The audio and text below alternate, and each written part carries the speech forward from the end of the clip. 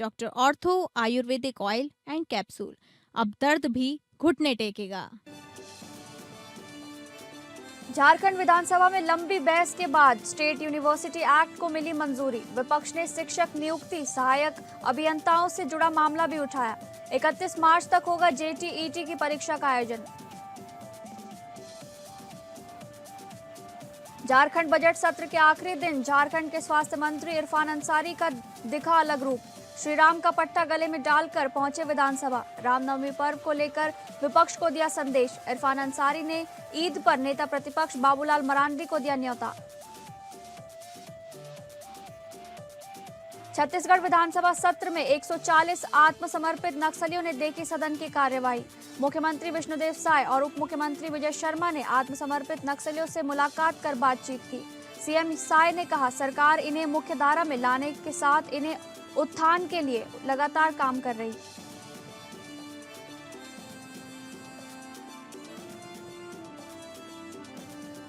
नमस्कार, आप सभी का स्वागत है स्टेट लाइव में। मैं हूं आपके साथ शालिनी राणा। शुरुआत करेंगे स्टेट लाइव की झारखंड के खबरों से। झारखंड विधानसभा के बजट सत्र का कार्यकाल शांतिपूर्ण ढंग से संपन्न हुआ।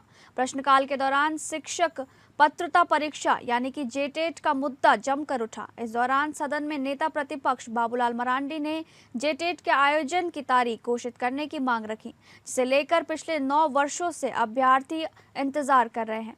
ऐसे में सत्र के भीतर नेता प्रतिपक्ष को जवाब देते हुए इस मुद्दे पर रहे उच्च शिक्षा मंत्री सुदिव्य कुमार ने सदन को बताया कि सरकार 31 मार्च तक जेटेट का आयोजन करेगी। तो वहीं शिक्षा में सुधार को लेकर राज्य विश्वविद्यालय विधेयक में संशोधन को लेकर आज काफी लंबी बहस के बाद प्रस्ताव को सदन में ध्वनिमत से पारित किया गया, जिसमें संशोधन हेतु विभागीय मंत्री को कई सुझाव सदस्यों द्वारा दिए गए। इससे पहले आज सत्र की कार्रवाई के दौरान शिक्षक नियुक्ति, सहायक अभियंताओं, स्वास्थ्य विभाग में लापरवाही, संताल में पेयजल की लंबित योजनाओं सहित कई मुद्दों पर विपक्ष के सदस्यों ने विभागीय मंत्री का घेराव किया। इस दौरान विधायकों ने अपने अपने क्षेत्र के मुद्दे उठाए और विभागीय मंत्री से जवाब मांगा। मतलब होता है विधेयक लाना, अनुमान विधेयक मंत्री लेके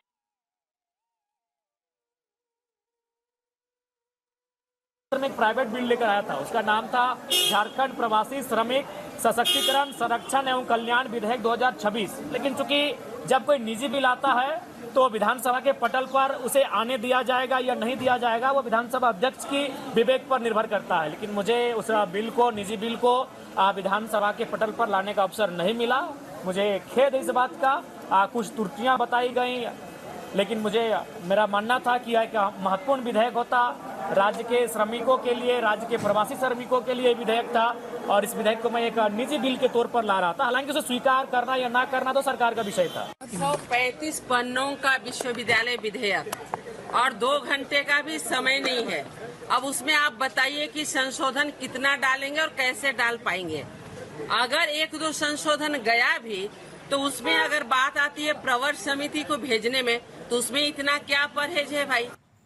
झारखंड विधानसभा में आज बजट सत्र के दौरान सदन परिसर में विपक्ष द्वारा रामनवमी पर डीजे और जुलूस को लेकर भी हंगामे के खिलाफ राज्य के अल्पसंख्यक मंत्री हाफिजुल हसन ने एपीएन न्यूज के सवालों का जवाब दिया।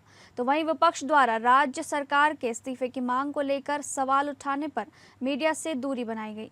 रामनवमी के मौके पर डीजे और जुलूस को लेकर जारी विवाद ने सियासी रंग ले लिया है। विपक्ष इस मुद्दे को लेकर लगातार सरकार को घेरने की कोशिश कर रहा है और हंगामे की स्थिति पर सवाल उठा रहा है। हालांकि जब विपक्ष द्वारा राज्य सरकार के इस्तीफे की मांग को लेकर सवाल उठाए गए तो मंत्री हाफिजुल हसन ने इस पर कोई सीधा जवाब देने से बचते हुए मीडिया से दूरी बना ली। डीजे का जो आदेश दिया है बंद करने का, तो सुप्रीम कोर्ट का है, राज्य सरकार का नहीं है। इसी ने सुप्रीम कोर्ट में अपील किया था कि इससे हार्ट अटैक होता है या कुछ हुआ होगा उस वक्त, उसी में तो सुप्रीम कोर्ट, राज्य सरकार का कोई इसमें बाध्यता नहीं है, कोई फरमान नहीं है। अब सुप्रीम कोर्ट का बात नहीं मानेंगे तो वो समझे।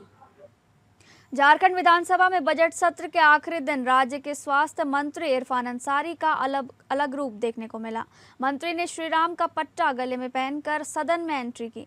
इस दौरान उन्होंने आगामी रामनवमी पर्व को लेकर विपक्ष द्वारा उठाए जा रहे डीजे और जुलूस विवाद पर अपनी बात रखी और सनातन धर्म के प्रति अपना प्रेम प्रकट किया। वहीं पत्रकारों के कई सवालों का जवाब देते हुए उन्होंने नेता प्रतिपक्ष को ईद पर न्योता भी दिया। उधर भाजपा विधायकों ने स्वास्थ्य मंत्री के इस नए अवतार पर टिप्पणी करते हुए उनके सनातन प्रेम पर जवाब भी दिया। ऐसे ऐसे पूजा पाठ भी करते हैं, देवघर मंदिर में देखे हुए आप लोग। पुजारी आदमी भी है, ठीक है, बात है, अच्छी बात है। हम लोग के ये संदेश देना चाहिए ये लोग के कि हम सनातन धर्म को मानने वाले आदमी हैं, तो अच्छा संदेश ये लोग दे। कम से कम सुबुद्धि आवे कि सब ये लोग देश हित में सोचे और सनातन के आगे बढ़ावे ये लोग। देखिए, ये जो हेमंत सरकार है ये लोगों को जानबूझ के भड़काना चाहती है, तनाव उत्पन्न करना चाहती है और इसलिए इस प्रकार का निर्णय लेती है।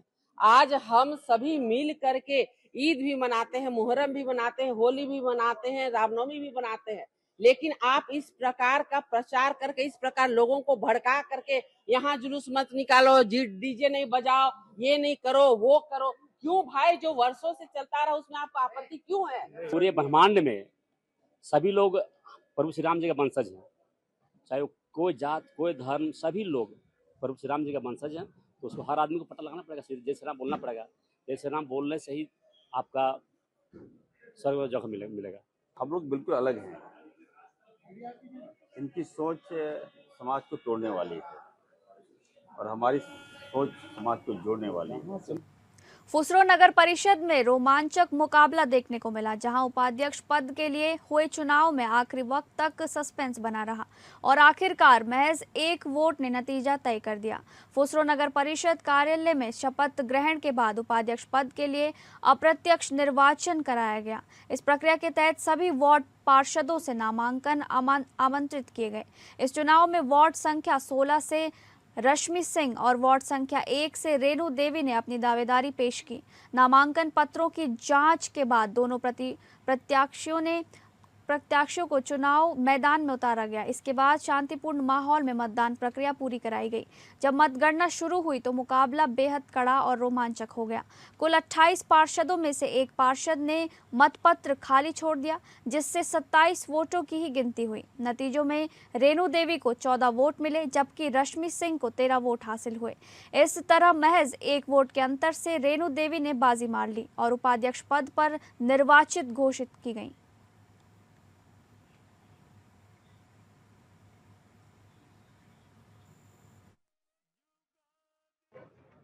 निर्वाचन का कार्यक्रम 2026 नगरपालिका नगर परिषद फुसरो को संपन्न कराने में आप सभी लोगों का बहुत बहुत सहयोग मिला। बहुत शांतिपूर्ण ढंग से हम लोग कराएं। आज जो नगर परिषद फुसरो उपाध्यक्ष पद के लिए जो निर्वाचन हुआ, आज 2 कार्यक्रम हुए। पहले अध्यक्ष पद का और वार्ड पार्षद सदस्यों का नगर परिषद फुसरो का शपथ ग्रहण कार्यक्रम कराया गया, जिसमें उप विकास आयुक्त महोदया के द्वारा हम लोग अप्रत्यक्ष निर्वाचन प्रक्रिया उपाध्यक्ष पद के लिए आगे बढ़े। बस सभी ने मेरा सहायता किया, उपाध्यक्ष बनी। सबका सहयोग से मैं उपाध्यक्ष बनी हूँ। विकास करूँगी, पूरा 28 वार्ड का ही विकास करना है। पानी का समस्या दूर करेंगे, नाली का सफाई, सब जो कचरा लगा हुआ है सब। बेरमो कोयलांचल के पेटरवार थाना क्षेत्र के चलकारी बस्ती स्थित जोरिया इलाके में लंबे समय से चल रहे अवैध कोयला खनन के बड़े खेल का पर्दाफाश हुआ है। छापेमारी के बाद जहां पूरे इलाके में हड़कंप मच गया, वहीं अब प्रशासन और सीसीएल प्रबंधन की भूमिका पर भी गंभीर सवाल खड़े हो रहे हैं। बताया जा रहा है कि यहां लंबे समय से बड़े पैमाने पर अवैध माइंस बनाकर कोयले का धड़ल्ले से उत्खनन किया जा रहा था। गुप्त सूचना के आधार पर पेटरवार थाना प्रभारी राजू मुंडा, सीसीएल के सुरक्षाकर्मी और अधिकारियों की संयुक्त टीम ने इलाके में छापेमारी की। इस कार्रवाई में अवैध खनन से जुड़े कई सबूत मिले हैं, जिससे साफ है कि ये कोई छोटा मोटा खेल नहीं बल्कि संगठित नेटवर्क के तहत चल रहा बड़ा रैकेट था। छापेमारी के बावजूद पूरे इलाके में हड़कंप मच गया। फिलहाल छापेमारी के बाद जांच तेज कर दी गई है और आगे की कार्रवाई जारी है।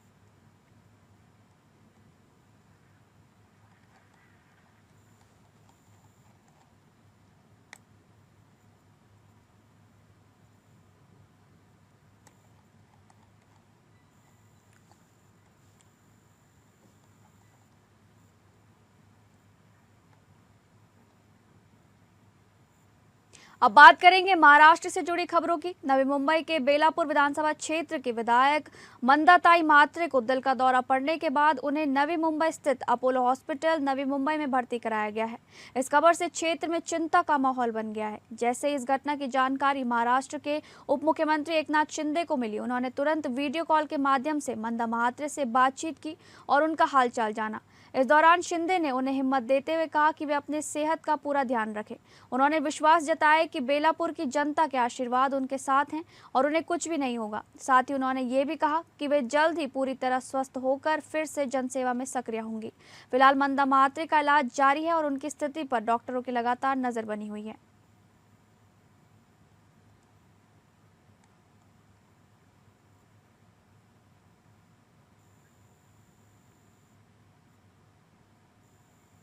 नवी मुंबई के महापे स्थित टेक्नो सिटी की एक आलीशान इमारत में डिजी शेयर मार्केट रिसर्च के नाम से चल रही बड़ी ठगी का पुलिस ने भांडाफोड़ किया है।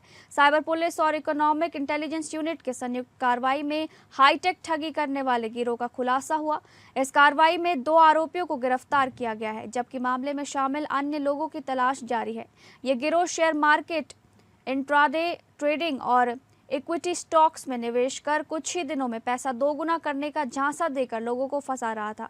वहां पे स्थित ग्रीनस्केप बिल्डिंग की दूसरी मंजिल पर चल रहे इस कॉल सेंटर में 22 युवक युवतियां कंप्यूटर और व्हाट्सएप ग्रुप के जरिए देश भर के लोगों को निशाना बना रहे थे।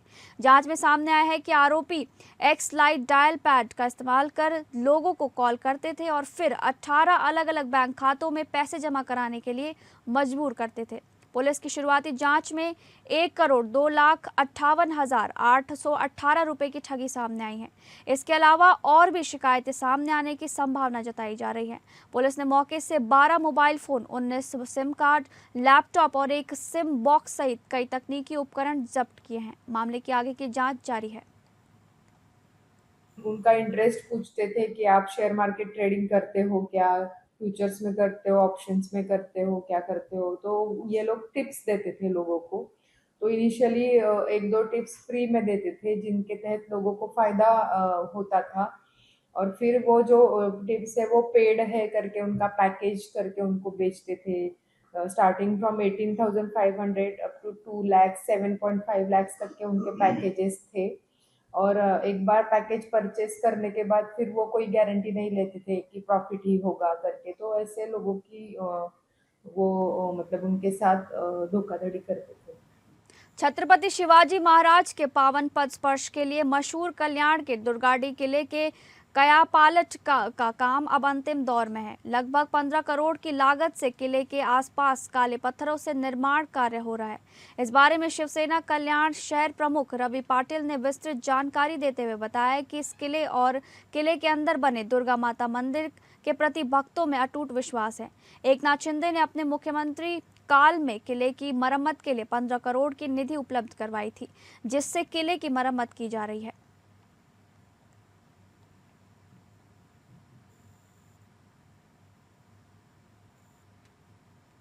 किले दुर्गाड़ी ये ऐतिहासिक कल्याण शहर का एक हिस्सा है और हर साल की तरह इस साल भी चैत्र नवरात्र उत्सव कल से शुरू हो रहा है और 26 तारीख तक ये नवरात्र उत्सव की जो 9 दिन होते हैं वो नवरात्र में काफ़ी धार्मिक उत्सव, धार्मिक पूरी जो पूजा अर्चा होती है वो सब की जाती है।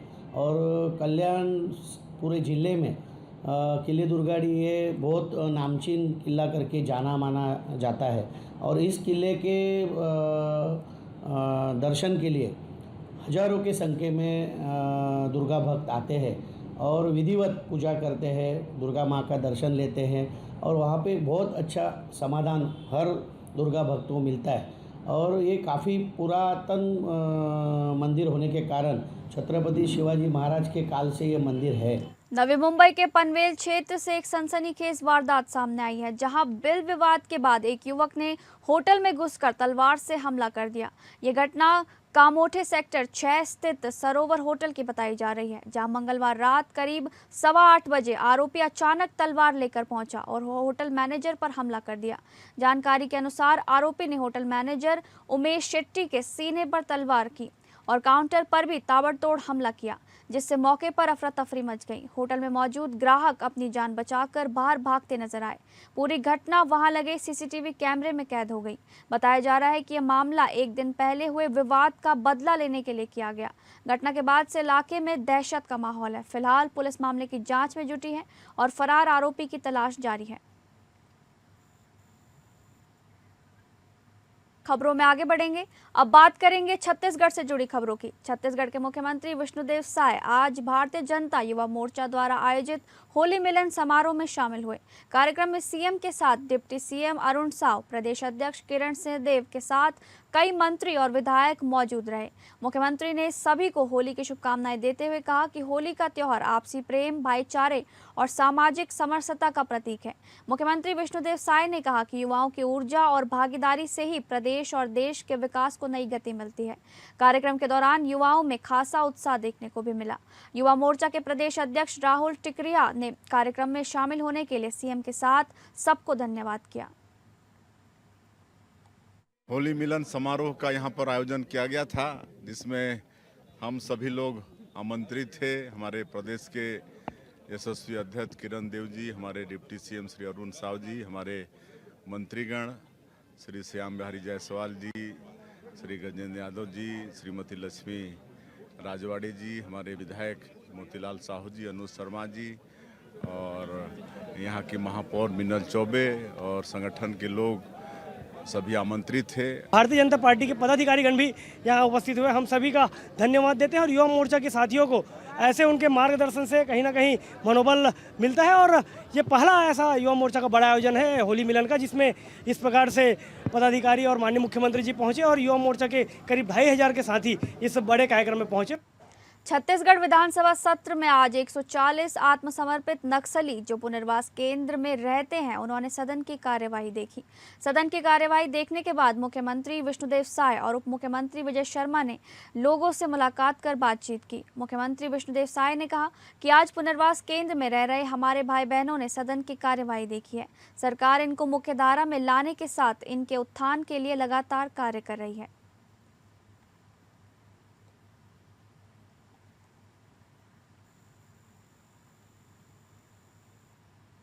मुख्यमंत्री विष्णुदेव साय ने मध्य प्रदेश के उप मुख्यमंत्री राजेंद्र शुक्ला से रायपुर में सौजन्य मुलाकात की। इस दौरान दोनों राज्यों के विकास और सहयोग को लेकर चर्चा हुई। राजधानी रायपुर स्थित मुख्यमंत्री निवास में हुई इस मुलाकात में मुख्यमंत्री विष्णुदेव साय ने राजेंद्र शुक्ला का स्वागत किया। दोनों नेताओं के बीच क्षेत्रीय विकास, आपसी समन्वय और जनहित से जुड़े मुद्दों पर चर्चा हुई। मुलाकात के दौरान उप मुख्यमंत्री राजेंद्र शुक्ला ने रायपुर रीवा हवाई सेवा शुरू होने पर खुशी जताई और इसके लिए मुख्यमंत्री साय के प्रयासों की सराहना भी की। उन्होंने कहा कि इस सेवा से छत्तीसगढ़ और मध्य प्रदेश के लोगों को आवागमन में बड़ी सुविधा मिलेगी। साथ ही दोनों राज्यों के बीच सहयोग को और मजबूत करने पर सहमति बनी।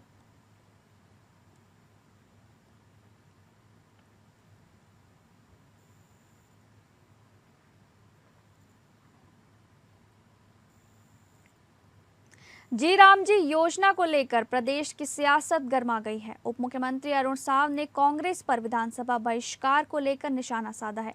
उप मुख्यमंत्री अरुण साव ने कहा कि कांग्रेस ने राजनीतिक एजेंडे के तहत जी राम जी योजना का विरोध करते हुए विधानसभा की कार्यवाही का बहिष्कार किया। उन्होंने कहा कि ये केंद्र का विषय है और तत्कालिक मुद्दा भी नहीं है, फिर भी कांग्रेस ने इसे राजनीतिक रूप देने की कोशिश की। अरुण साव ने आगे कहा कि जी राम जी योजना आज की जरूरतों के अनुरूप है, जिससे गांव के विकास को गति मिलेगी। उन्होंने बताया कि योजना के तहत श्रमिकों को पारदर्शी भुगतान, डिजिटल मॉनिटरिंग और 100 दिनों के बजाय 125 दिनों का रोजगार मिलेगा, जिससे ग्रामीण अर्थव्यवस्था को मजबूती मिलेगी।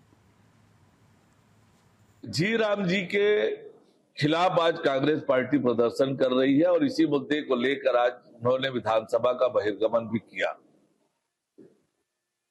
स्थगन प्रस्ताव लेकर आए थे, आसंदी ने उससे अस्वीकार किया। एक तो ये तत्कालिक विषय नहीं है, बहुत पहले ये अधिनियम आया है, ये योजना आई है और ये राज्य का विषय नहीं है, केंद्र का विषय है। पर अपने राजनीतिक एजेंडे के लिए उन्होंने विधानसभा को इस्तेमाल करने की कोशिश की। छत्तीसगढ़ विधानसभा से खबर सामने आई है, जहां उप मुख्यमंत्री विजय शर्मा ने छत्तीसगढ़ धर्म स्वतंत्रता संशोधन विधेयक 2006 को सदन के पटल पर रखा। यह वही विधेयक है जिसे राज्यपाल द्वारा पहले वापस भेज दिया गया था। विजय शर्मा ने सदन में जानकारी देते हुए कहा कि वर्तमान परिस्थितियों को ध्यान में रखते हुए सरकार जल्द ही एक नया विधेयक लाने की तैयारी कर रही है। उन्होंने स्पष्ट किया कि धर्मांतरण से जुड़े मामलों को लेकर कानून को और प्रभावी बनाने की दिशा में काम किया जा रहा है। सरकार का कहना है कि नया विधेयक आज की जरूरतों और परिस्थितियों के अनुरूप होगा, जिससे इस विषय पर स्पष्टता और सख्ती दोनों सुनिश्चित की जा सके। अब इस मुद्दे पर सदन में आगे की चर्चा और नए विधेयक के पेश होने का इंतजार है।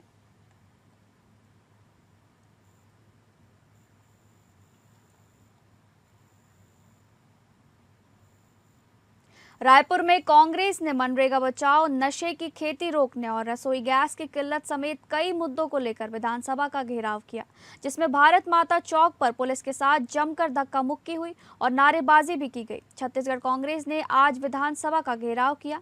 ये घेराव मनरेगा बचाओ, नशे की खेती, रसोई गैस की किल्लत और प्रदेश के स्थानीय मुद्दों को लेकर किया गया। इस दौरान भारत माता चौक, शंकर नगर में पुलिस और कांग्रेस कार्यकर्ताओं के बीच जमकर धक्का मुक्की भी हुई।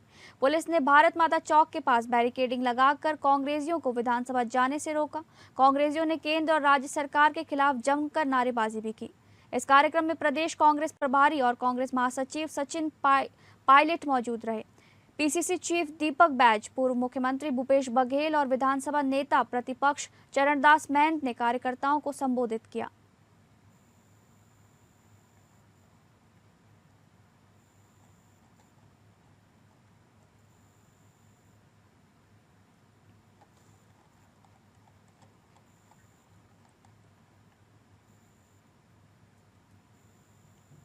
रामकृष्ण केयर हॉस्पिटल परिसर में बिना सुरक्षा इंतजाम के सीवेज चैम्बर साफ करने उतरने से 3 मजदूरों की दर्दनाक मौत हो गई। पहले एक मजदूर नीचे उतरा और फंस गया। उसे बचाने गए 2 और मजदूर भी जहरीली गैस की चपेट में आकर मौत के शिकार हो गए। इसके बाद मौके पर मौजूद बाकी मजदूरों ने हंगामा किया।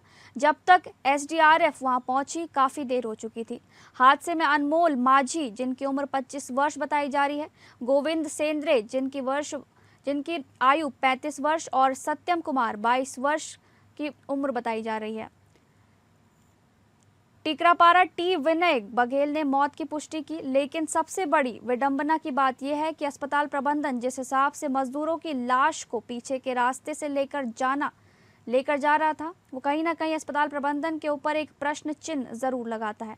और यहाँ भी बताना लाजमी होगा, रामकृष्ण केयर हॉस्पिटल में इस टाइप का ये पहला किस्सा नहीं है। मरीजों के साथ खिलवाड़ हॉस्पिटल में होते आया है, लेकिन अभी तक कोई कार्रवाई इस हॉस्पिटल के ऊपर अभी तक नहीं हुई है।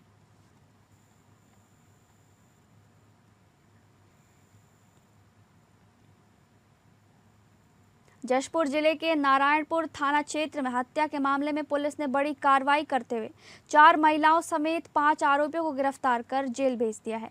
मामला ग्राम प्रेमनगर केराडीह का है, जहां मृतक सुनील राम की पत्नी मीराबाई ने अपने परिजनों को बुलाकर विवाद के दौरान उसके साथ मारपीट करवाई थी। घटना के 2 दिन बाद गंभीर चोटों के कारण सुनील राम की मौत हो गई। पुलिस ने मामले में जांच के बाद 5 आरोपियों को हिरासत में लेकर पूछताछ की, जहां उन्होंने अपराध स्वीकार कर लिया। आरोपियों के खिलाफ हत्या की धाराओं में मामला दर्ज कर उन्हें न्यायिक रिमांड पर भेज दिया गया है। पुलिस की त्वरित कार्रवाई में टीम के कई अधिकारियों की अहम भूमिका रही।